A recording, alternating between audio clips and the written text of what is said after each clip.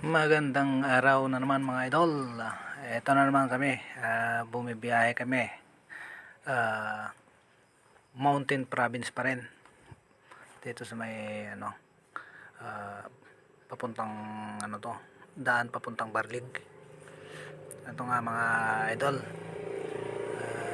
Habang tumatakbo kami, habang bumibiyahe kami, nagbibideo na naman ako. Ayan yung mga magagandang may mga magagandang tanawin, mga daanan. Eto na nakakabideo ng pasaglit-saglit sa mga diyan sa mga part ng kabundukan kasi nasa taas tayo, medyo mataas tayo. Ayan mga idol, eto nga mga idol, nasa mga sigsag tayo ng mga daan na naman. Ganito lang talaga yung mga daan. Ayan, ang delikado lang dito pag umuulan kasi may mga gumuguho na lupa pag dito sa daan na to. May mga part na nadadaanan katulad kahapon na umulan. May mga sirang mga kalsada.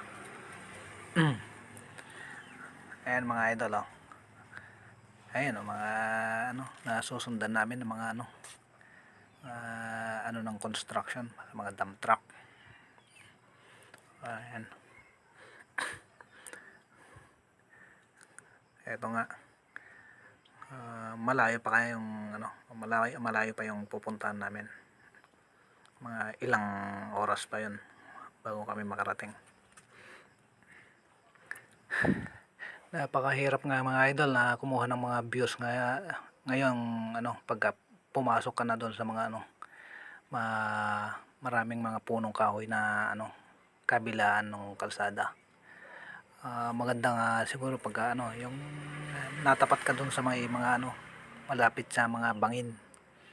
Kasi pagka ito nasa mahirap makakuha ng magagandang puro kalsada ka lang ngayon sa ganyan. Kaya yung mga nakakasalubong lang na ang nakukuhanan. Kasi kabila ang mga puno yan. Hindi katulad nung pag nandun ka na sa taas, marami ka ng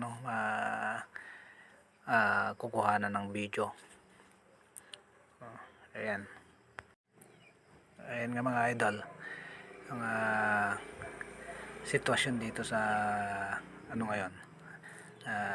Katulad kagabi umulan. Ayun, may mga nadaanan na may gumuho na mga kalsada. Okay mga idol, bye bye.